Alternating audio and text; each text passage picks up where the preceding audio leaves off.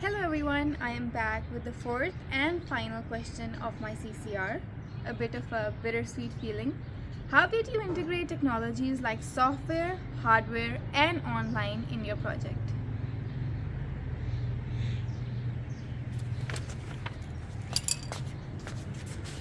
Okay, so coming over to the most important thing, I did not have a camera. And there was nobody that I could borrow it from, and my own mobile phone didn't really have a nice camera. So I decided to compromise a bit and I used my mother's mobile, which was a Samsung S22 Ultra. It had a spectacular camera but obviously had a few weaknesses as well since it was a mobile phone. It didn't work that well in low light and my whole opening sequence was supposed to be gloomy. It was pretty tough at first and I got really frustrated, but in the end I made it work. All of my footage is shot from that very mobile phone. I did not use the inbuilt stabilization mode in the phone since it made my footage grainy and blurry and really dark, and instead decided to use a well-worn tripod. It really helped me in regards to my camera angles, and a lot of my shots were panning and tilting, and the tripod really helped me achieve a seamless and smooth transition. And a video, obviously. I did have to purchase an adapter to hold my phone in place since the tripod was made specifically for DSLR cameras, but it was no big problem. I just got an adapter and I fit my phone into it and it turned out just fine. The tripod extended quite a bit as well, and that really helped with my shots. Since my opening sequence was supposed to have a dark and gloomy feel, I decided against using natural lighting, since that gave more of a warm and peaceful aura and I wanted a cold and dark feel. So I settled to using a ring light. Lighting was necessary because the mobile camera would not give a sufficient result in a dark room with minimal lighting. So a ring light was perfect in this sense, and it did not give off really bright light and really set the mood for the film and made the camera processing smooth. My ring light had a small remote to it and it had 3 modes. We could adjust the brightness as well, and it had a cold and bluish light, it had a warm and orangish light, and it had a neutral light, so it really helped me. I also used a power bank because my ring light worked on a power bank, on power, and since we used to shoot in locations where there would be no power sockets, I kept the power bank on me for safe measure and had to ensure my laptop and phone never ran out of battery. Thus it was vital to keep a power source with me. Another small thing that's really necessary in all these processes is a charging cable, and I had an adapter with me since my ring light also needed an adapter since it was a USB cable. So I use an adapter a lot, and a lead.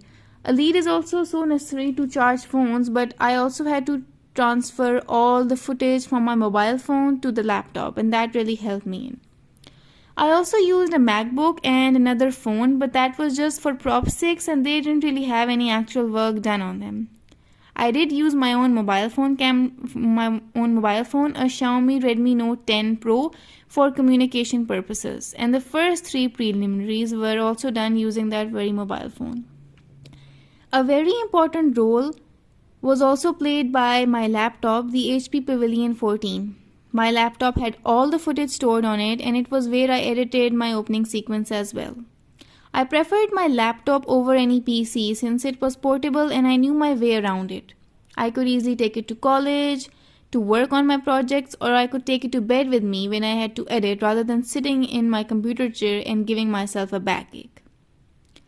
I also had a hard drive with me so that I could store all my footage on there as well. I did have a few problems prior to this project when my videos would just get deleted, so I always wanted them in some place safe, so I had a backup hard drive as well. I also used a small gimbal previously with a Bluetooth remote for my preliminaries, especially the third preliminary where we had to take a few pictures and show our photography and also narrate a scene using photographs. And it had a Bluetooth remote like I mentioned so that we could take pictures freehand. Now that I think we're done with most of the hardware. Oh no, I also used a mouse. Yeah, a mouse was really important because when I used to edit on my laptop, the touchpad didn't really help a lot. It was a bit difficult to edit using that, so I used a mouse.